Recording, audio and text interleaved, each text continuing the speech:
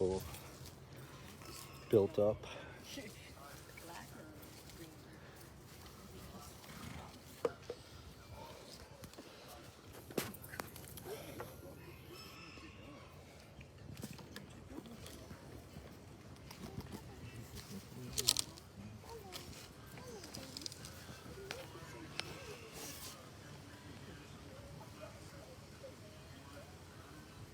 How did y'all make out for the storm we had?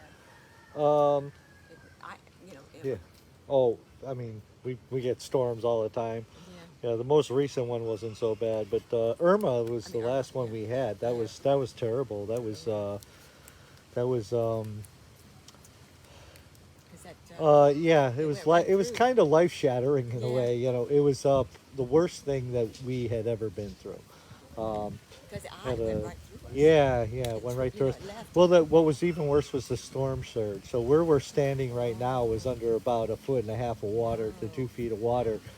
What was different about Irma was because it came directly from the south rather than across the state. It came right up through the middle. The storm surge came up through the Florida Straits, through the Everglades. So it pushed all that water in. Where usually it comes off, you get the surge on the coastline. What are you doing to me, huh? You want attention? But yeah, and so all the canal systems out here, they Oh, I feed know. out. They Yeah. feed out through the south because everything flows south. So all that water got pushed up in here. So all the south blocks here got flooded. So basically all the water got pushed up into the canal system, and then the water flowed out of the canal and into all our yards. And the blocks out here are kind of like bowls because when they dug the canal systems, they threw all the dirt up on the side. You know, so the first, the houses along the canal actually have a berm along the side of them, but they also have higher ground. Then you look at the main roads are built up too, and they're higher. So We live on the everything in next the block. middle, yeah, everything in the middle is just, We live on 6th Avenue here. yeah, Do you remember Big Wave? yeah, Big Wave, yeah, he he's a used to good be our friend. Well, he Yeah, moved. yeah. We lived next door to him. Yeah, Now yeah. he Frank lives- still lives over there. He lived next door to. And Frank, we yeah, see him every day with the motorcycle. Yeah, yeah. I hear him every day with the yeah. motorcycle. Frank is my wife's ex-husband. Is there? Oh, Yeah, really? yeah, Oh. yeah. So she this- used to live over there too. Oh, cool. We've been there 12 years. So the yeah, Dan- Frank stops by here time to time. Yeah. Oh, does he? Yeah. But he doesn't have. He should come out and help out here. So yeah, he has helped before. has Yeah, he? he's we still he's see not him working every or once in a anything, while. Yeah, we stay over here. Yeah. Huh? Yeah. Unfortunately. Yeah, on cameras. I'm trying to just wait, and Rachel's gonna lead your tour, and she'll be out here. I have a couple minutes before I start my live feed, so I'm just trying to. So those of you are online, like Mary and let's see, Ashley, my daughter is there. Hi, Ashley. We got Kim and Wendell. So just hang in there. We're just kind of trying to, get everybody ready because we're going to start at 2, so we still got a minute. Rob has not come back up yet. Rob Stan is my producer slash photographer slash everything. He's been managing a lot of stuff for us, which is great. So Rob Stan does a thing called Southwest Florida Television. Oh, really? So if you look it up on Facebook or online anywhere, it's just SWFL TV. You'll find it. He's on YouTube, and what he does is he highlights Naples, Florida. Naples, Florida living. He does a beach walk in Wiggins Pass every morning, so people just enjoy it. He brings you around to local businesses and stuff. So Southwest Florida Television is awesome, but he's been helping us. Yeah, I got it started already. I'm just kind of yapping over here. We're actually up to 10 people now. So Nice. So, and we're just now reaching 2 o'clock. So I'm going to hand the iPad. I'm going to share it on Southwest Florida. Oh, yeah. So that's Rob's. You don't usually see Rob because Rob is usually on the other side. So, yeah, we decided to hang out here with the miniature horses today. We have guests showing up. I guess we got 2 groups so far out of the. And there are actually 3 groups here out of the 4 or 5 that are supposed to be here. I'm not sure exactly how many groups, but we had a busy day because we already had a group this morning. Not everybody showed up, but most of them did. So we had a good group of about 16 people. So the afternoon group should be about the same. Rachel's going to lead the afternoon group because I'm going to be doing the live feed. So I do a live feed every Sunday at 2, and that's what we're kind of setting up to do. That's how we try to keep up with the audience or our supporters, and so it's also a good place to basically help people understand what we do and why we do it. But we try to make it educational all the time. So we're going to get started in just a few minutes. So everybody just kind of hang in there. Did you lose any animals in that storm? No, thank God. I've never lost an animal to a storm. I've lost animals, that's just part of life, but I've never lost one to a storm or any kind of natural disaster. But I was able to help others save animals many times. We had the bad fires come through here. I was able to bring some of the wolves from Shy Wolf over here for about a week. Luckily, it never hit them, but they were in the line of the fire. All right. Instead of in line of fire, they were in the line of the fire.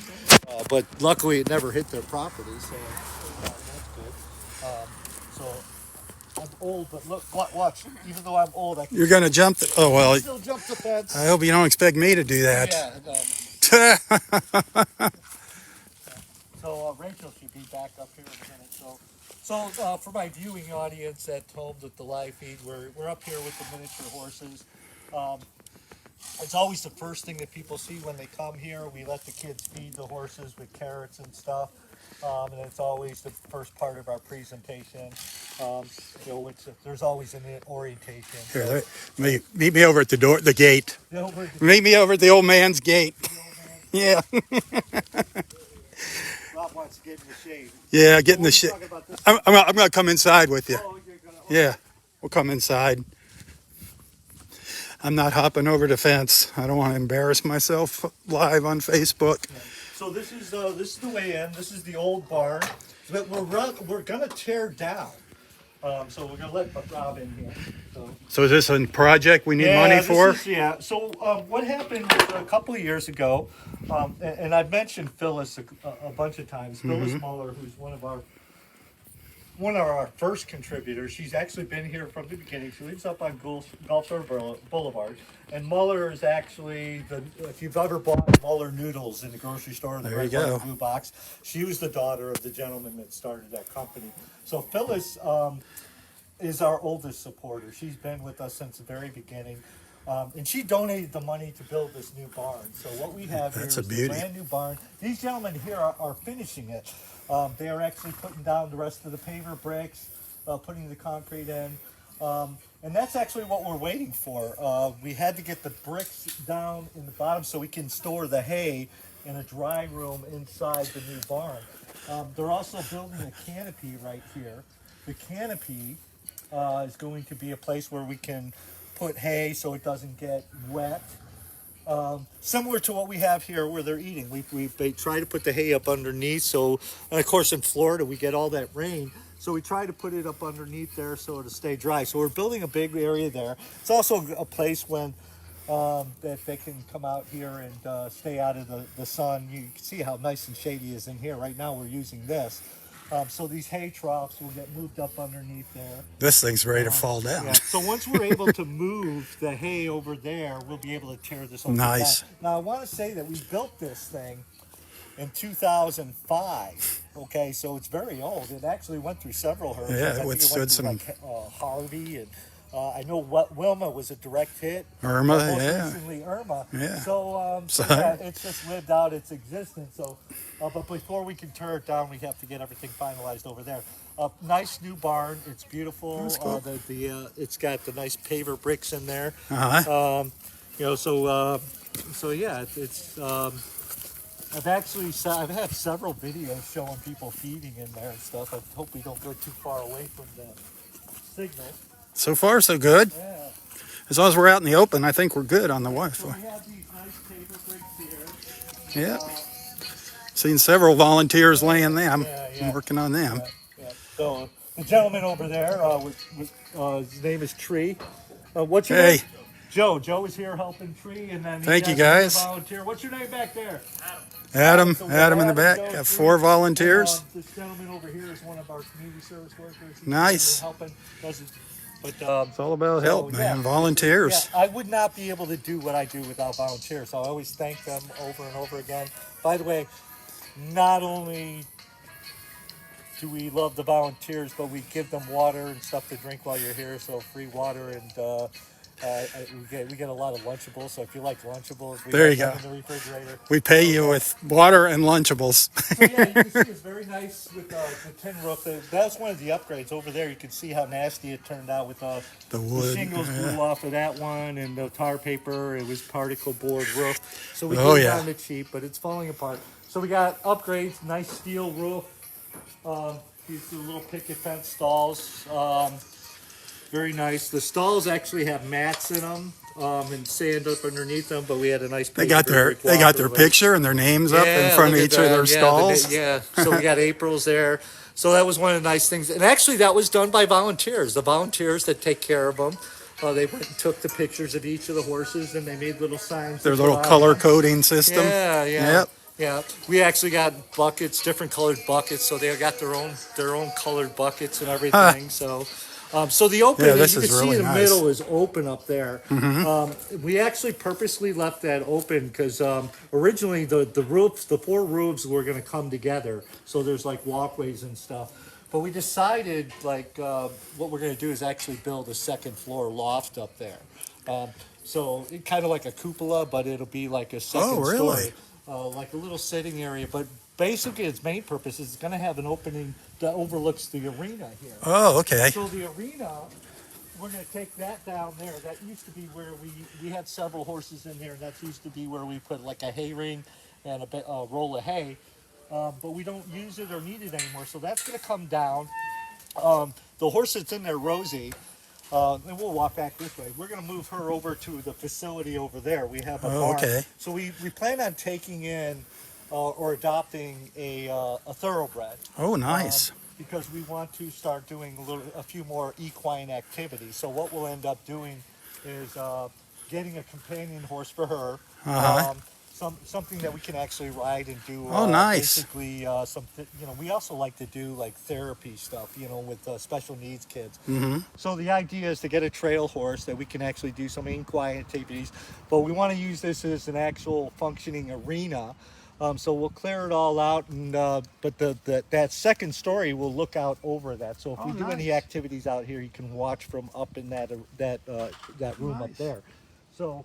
And you can see how friendly these guys are. What are you doing? So here's the new barn. I'm just going to slowly pan around here. Yeah. The minis have come over to say hello to John. They're looking for some loving. So this is Clover. Clover is actually a miracle baby. Who's shedding. They started in summer. They're starting to lose their winter coat. So now Clover, they actually have mobile units, and they go out and they take care of the cattle in the area and horses and things like that. But actually, she was born at a place called Tall Pines Farm, where they brokered miniature horses.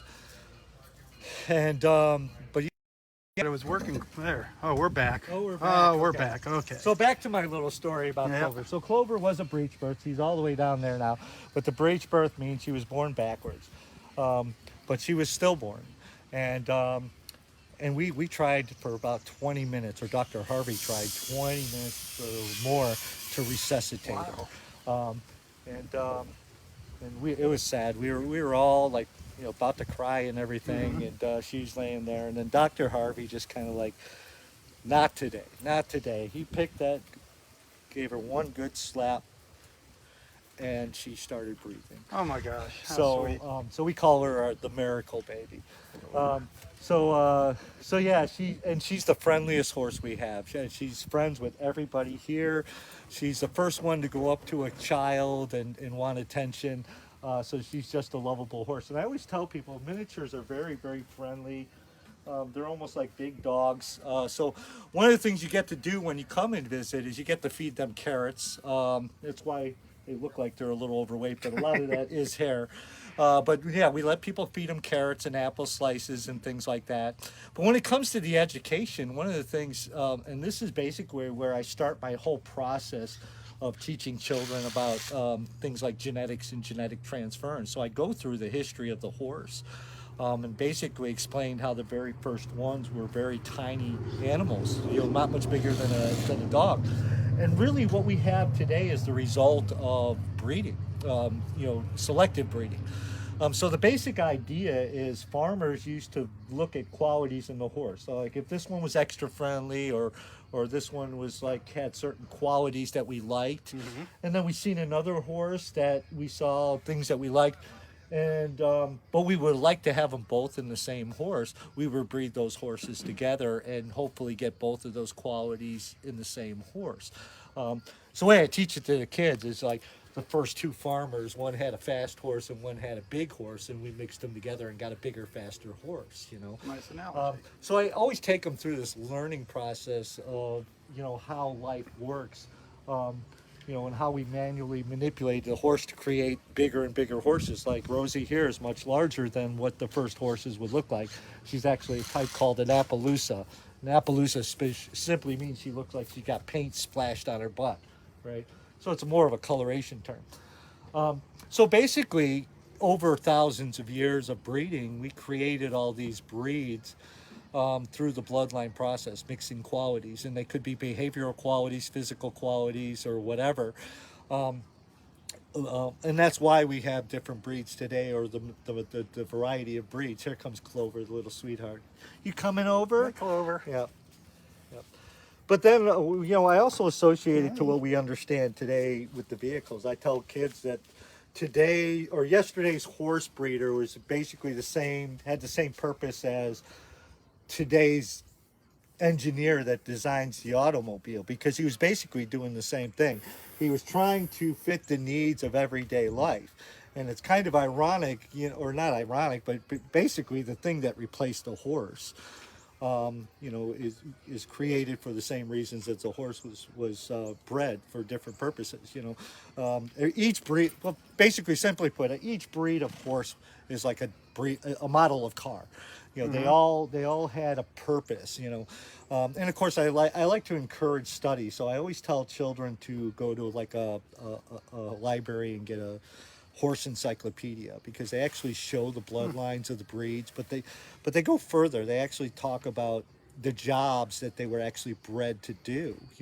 So when you think of things in that context, you can actually deduce everything else. Like the Clydesdales at the Super Bowl, the draft horses, they're trucks, or tractors.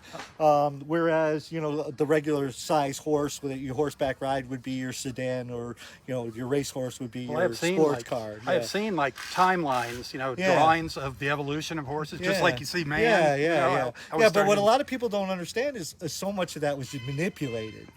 When you look at it, you have literally 4,000 or 5,000 years of documented horse breeding. I always tell kids, it's like you can look at the pyramids, and they didn't just list the kings. When we're taught the relevant things that they're trying to teach.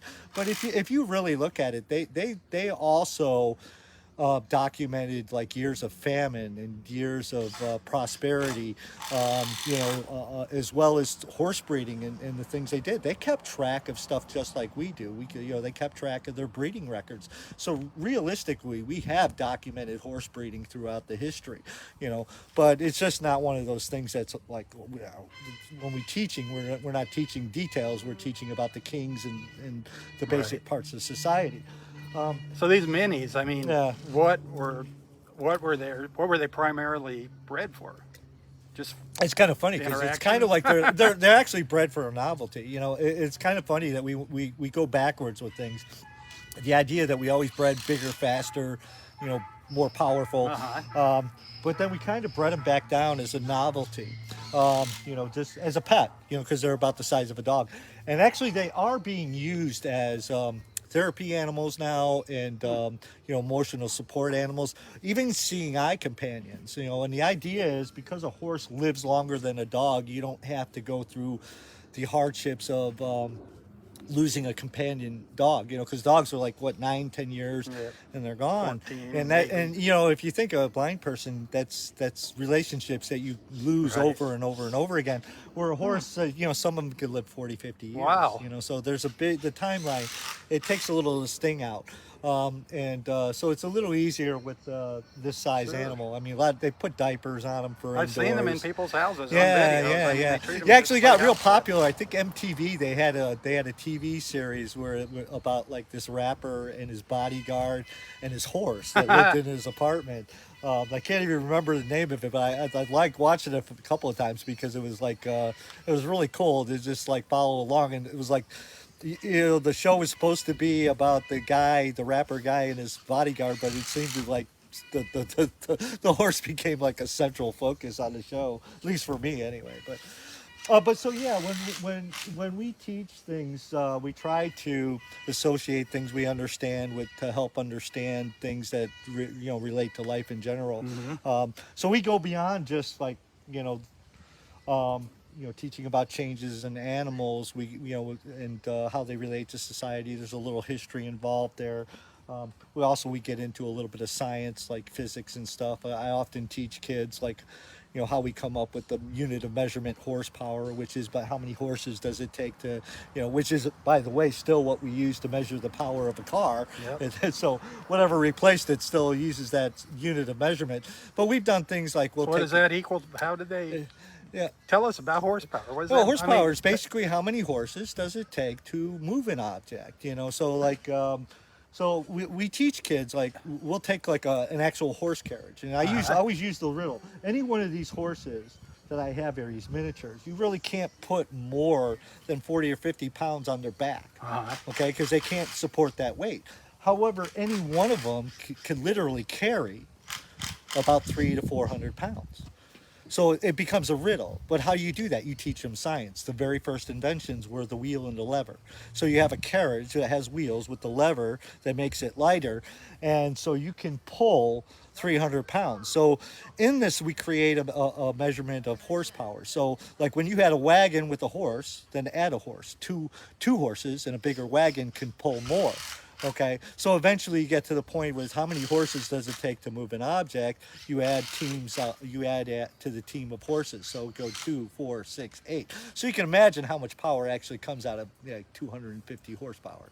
It's that's a lot of So power. 1 horsepower equals 1 horse. Yeah, 1 horse pulling. Yeah. Huh. So yeah, it's a lot of weight. So and again, I think it's more the pulling. Right. Aspect. Right.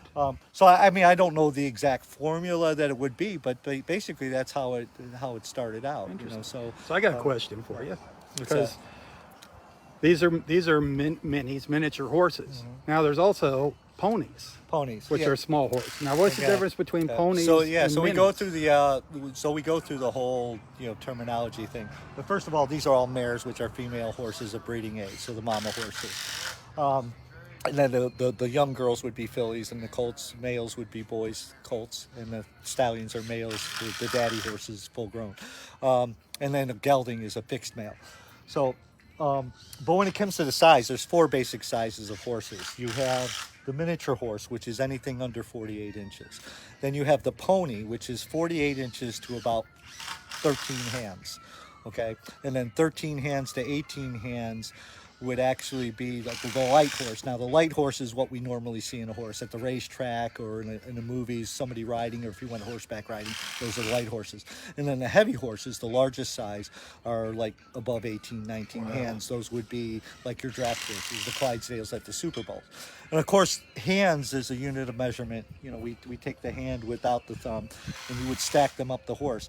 And the technique would actually be like, if we look at Rosie here, you would actually start at the hoof and go up the front leg, okay? And then what you would do is go up to the withers. Now the withers, up the front leg to the withers is that little hump. You can see there's a hump between the back and the neck. Oh yeah. Yeah. So now, if you've ever been horseback riding, you notice there's an opening in the saddle that goes over the withers. and they would measure that at that point because that's the only stationary part of the horse. You know, the rump goes up and down when they lean. They're kind of lazy like we are. And of course their head goes up and down. But a horse almost always stands straight leg. So when they measured, they would measure up the front leg to the withers because it's a very stationary part of the horse. Put your, you can't reach in Yeah, there. That's yeah. that little bump. Yeah, You the can kind bump, of see yeah, it. you can see right it behind her between mane. the neck and the back. Yeah, right behind so her the withers, mane. and it's right above the front leg. So they would stack up to the withers. So she's about 14 hands. 14. Yeah, so she's at the bottom end. So, and we define the size categories because a lot of people do get confused. They hear the word pony and they think it's a different I animal. think it's a small baby horse. Yeah, or baby horse. You know, so like this is a miniature horse. This one here is about 6 years old, so she's not a baby. Who's this one? Yeah, this is Pearl. Pearl. Hi, Yeah, Pearl. she was born here. So, Hi, Pearl. yeah. Yay. Yep. So now the miniatures are kind of new, so they started using inches on them, but everything else is measured in hands because it's pre-tape measure, you know. So yeah, a pony is a horse, and so you know, so we have the size categories. But also, you know, there are particular pony breeds. Now, when you get into the breeds, those are just bloodlines, or again, like models of cars. So there are specific bloodlines. So the Shetland pony, however, you know, it's a particular bloodline, but it's based on where they're found. The Shetland Island exists off the coast of Scotland in the North Atlantic. And it's a very, very common bloodline in the miniature horses because it's one of the smaller breeds of pony. That's what they use to breed them down to the They're the ones with their size. long hair, Yeah. right? The Yeah. Shetlands So they have a lot of long- Shetland blood on them, which is why they have such thick coats all the time. Gotcha. Because it's a, and again, there's another term right there, cold-blooded, warm-blooded. You know, unlike with mammals and reptiles, it actually defines climate. So if you look at something like the Shetland pony, which comes from a very cold climate, they would call that a cold-blooded horse. Whereas if you looked at something like an Arabian, which is from the desert, you would call it a warm blood or a hot blood. So basically that would be in reference to the climate. And the difference, the relevance and the difference would be like the Shetlands, they grow a winter coat. You know, it's seasonal. Whereas something that's from a warmer climate wouldn't grow that. It wouldn't grow the so those types of horses in the wintertime, you would actually have put the blankets on and take the cold a little more seriously than one that grows a winter coat. So I don't have to worry about it as much with them. I think that I think there might have been only like 2 or 3 years that I actually had to put blankets on them because we had some cold snaps. So They're cute. yes, they are. I know my friend Kevin sure likes them. Yeah. He loves his minis when he comes out here. Yeah. They are cute. Do they ever get dolled up, get their manes braided? You know, and more so recently. And then, you know, I always encourage people. It's like, you know, people you always ask about volunteering with their children and things like that. You know, realistically, for liability reasons, you know, we don't want volunteers that are very, very young. You know, on top of that, you know, you run the risk of becoming a babysitter rather than, you know. Right. And they're limited in what they can do. So we usually have like an age limit of volunteers. However, we do offer opportunities for mothers to come with their daughters or their children and do other projects because, you know, we're trying to start some gardening projects where, hey, if you want to spend time with your child, come out and do some gardening projects that we can also use as education. But here's another thing. I call it #MyLittlePony. What mom can, I mean, just the idea of it. Absolutely. Mom, come out with your A daughter. real life. Grandma, come out with your granddaughter and just doll up the ponies. Come out with some ribbons, come out with some brushes. A real life you know, My Little Pony. Shampoo them, you know, dry them off, doll them up, you know. Excellent idea. You know, I mean, and that's why I call it #MyLittlePony. It's an idea. I'm putting it out there. Take me up on it. Yeah, somebody come out here. You know, and of course I'm dress going to these say girls up. okay because I want them to get the attention and the love, and they'll just sit there and let you love on them. They do. They're so kind. You know, I did a live So feed gentle. last week. I actually had a lady visit that was an animal chiropractor, and she actually adjusted some of the horses while she was here. And I was kind of like, because I she's wish from I was there. Oklahoma. Okay, so she's not going to stay, but she adjusted like 3 of the horses. How It was cool really is that? cute because there's a certain type of thing that she does just below the neck that makes them feel so good that they start licking their lips and stuff. And it's funny because at first they're like, what's this lady doing to me? and then she does the first adjustment. They start licking their lips, and then they're like, "Hey, where are you going? That felt good. Do some more." You know. Amen. So yeah, you know, and people always ask me about healthcare with the animals here, and I tell them so it's not much different than people at this point. You know, you have your primary. Your primary will, if there's something unusual, they'll refer you to a specialist. You know, they're everything we have for people. There are neurologists. There are orthopedic doctors for animals, horses, and other things. Chiropractors. There's even spiritualists. You know. Really? Yeah, yeah. I mean, there's people that do animal yoga with the animals. They'll do. There's eye doctors. Yeah, everything. That you can reminds me, think of. yoga. Yeah. That's something else you're Yeah. thinking Oh, yeah, about yoga. getting into out here. Yeah, and you know the thing is, and I explained that I had some questions today from people, and one of the things that I've realized after 20 years of doing this, and especially when it came to me, you know, the whole idea is how do you fix other people if you're a mess yourself? It's the whole idea. You really have to fix yourself before you can even expect to fix other people. So the idea is really as a society we are very, very sick and we need to fix ourselves first, you know. So what I teach first is that we can, because we're the biggest problem on this planet, we have to fix ourselves to become the answer. You know, we have to realize that plastic and things that are killing the ocean are only there because of us. So it's our behavior that needs to change in order to fix that. And now it's like the biggest problem on the planet. About again. Yeah. Oh, there it goes. Yeah, It's back. so that's realistically that's what I teach is that we have to be the answer. But I also warn parents too. As a parent, I realize this. I also realize this from my self-exploratory things, is that you know you start to realize that you know stuff that you didn't realize you do, and then when you catch it, you're like, well, why do I do that? And then you realize it's well because my parents did that. You know, we become our parents not by it's choice, but subconsciously. Right. You know what I mean? So I tell parents is that you know there's no such thing as do as I say, not as I do. They're automatically going to do what you do. Right. Okay. So if you cuss at home, they're going to cuss on the playground. No doubt about it. You know, so you have to realize that because subconsciously they're picking up everything, and that's what they're really learning. They're not learning what you're going to say to them. They're going to learn what you do in front of them.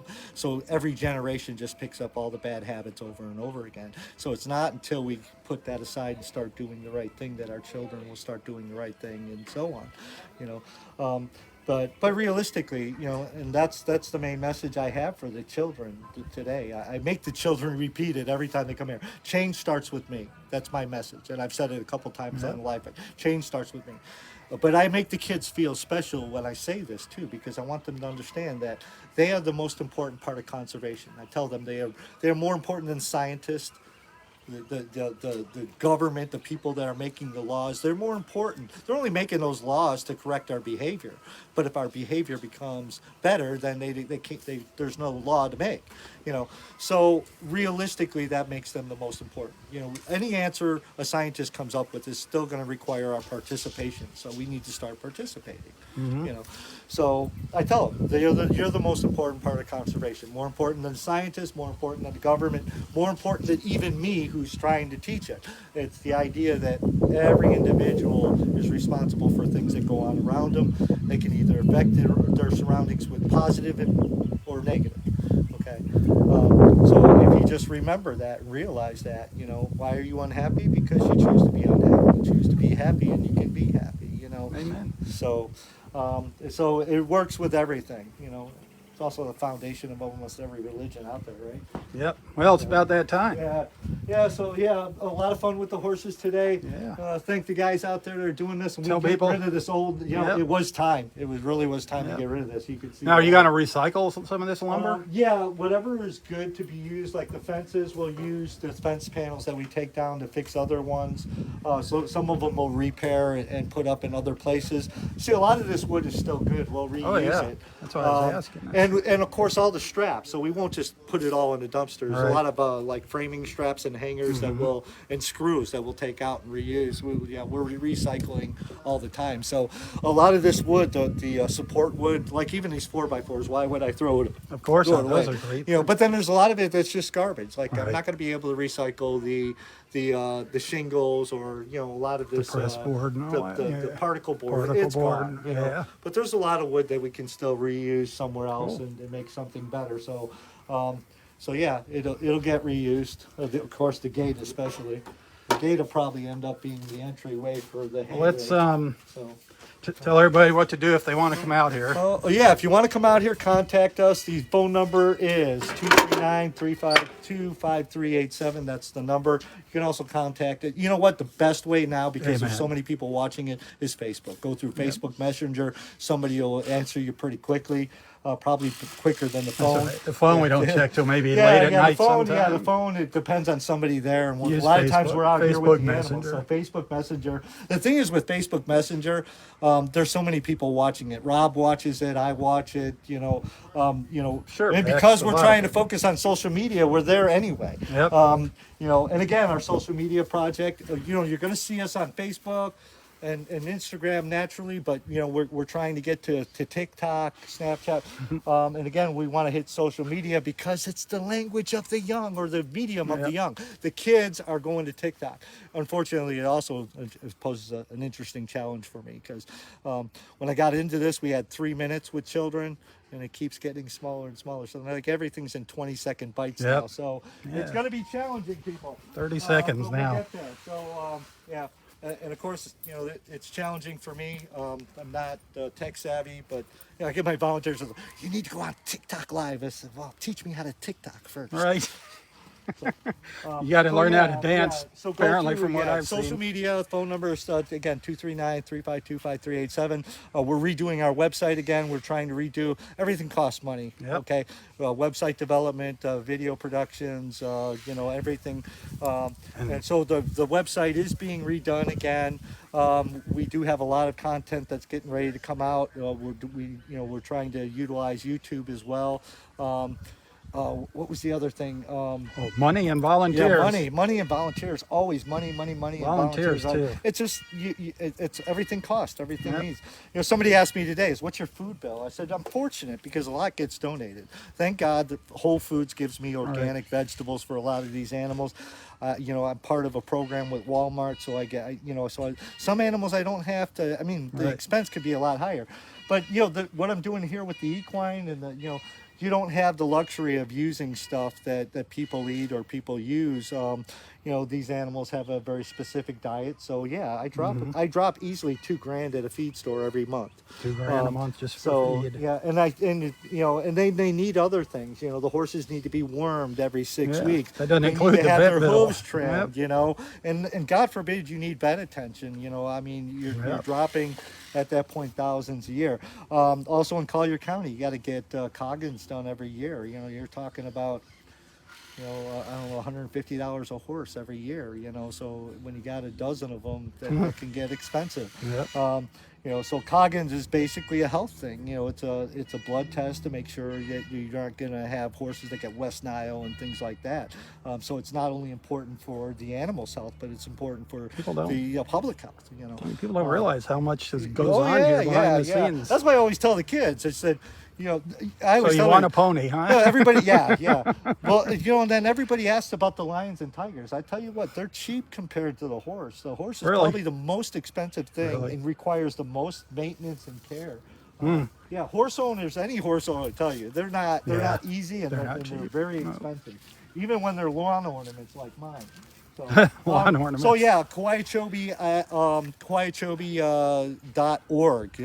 I know a lot of our shirts say .com. We changed the .com a long time ago, but it's .org, Kowiachobee.org. If you go to the old one, because it used to be Kowia.com, Kowia.com will take you some Chinese corporation does? that was trying to get the name from us for years, and unfortunately we let it run out and it got taken. So that it'll send you to China. so yeah, KowiaChobee.org. And we got these beautiful shirts for sale too. Yeah, You get your- shirts for sale. We got Yeah. gray and black. Gray and black, and we actually have another line coming out. The children's ladies? line. I have a Children? children's line. It's going to have a different logo. The one you see on our Facebook page is kind of a cartoon looking tiger. This one is actually one of our former tigers, so it's actually an abstract. Was that Katie? Yeah, it's KD. Yeah. yeah. So the new one is actually an artist rendition of Subali Zar. So if Oh, you've cool. been here and know who Subali Zar is, that cartoon character one that we have is Subali Zar. It was actually created by one of my volunteers, Rachel's a very talented artist. She does everything on the computer. Rachel, I think, does computer. Rachel live here? I see her here every Yeah, no, single God day. bless her. She is here awesome. every single She is day. awesome. Rachel Every is- single day from dawn to dusk. If sometimes she doesn't leave until like after dark. She is a She so godsend. dedicated. She loves it here. But she does other things for us as well on the computer She's and things awesome. like that. But yeah, anyway, that'll be the children's T-shirt, and on the back, of course, it's going to say "Change starts with me." So that'll be the children's shirts will be front and back, and of course, the "Change starts with me" will probably be in leopard print or something. All right, say goodbye. So say goodbye. We've gone we'll over- see y'all next week at 2:00 Sunday, and we'll have something else to play with. But God bless my horses. I love them. And hashtag My Little Pony. Yeah, Think there of you it, go. Mom. Come out and think about it. Bring your Grandma. granddaughter out here. Yeah, Grandmas, bring your you know, granddaughter out here. Shampoo, ribbons. You know. Do come up the on. ponies. Do up the minis. Yeah. Something okay. else was going So- on next Sunday. Huh? There's an event next Sunday, isn't there? Wasn't it next Sunday? Oh my gosh. Is there? Didn't you tell me there was another? Actually, I'm going to be, there's all kinds of stuff going on. Yesterday, there was several. I was actually at Sugarfest, and I was. Sabina got 2 road trips in just a couple Sabina days. did a She's happy. fundraiser on Wednesday, and she did a fundraiser yesterday at an She RV is park. happy. But thank you, people, for basically, helping out and helping us raise money. Next weekend, I'm going to be at the Roberts Museum on Saturday. Actually, the Roberts Ranch, but they also have if you don't know who the Roberts families are, they're basically the farming side of the Collier County farming community. Or the founders. Okay, so a lot of people, we've all heard of Baron Collier. That's the development side.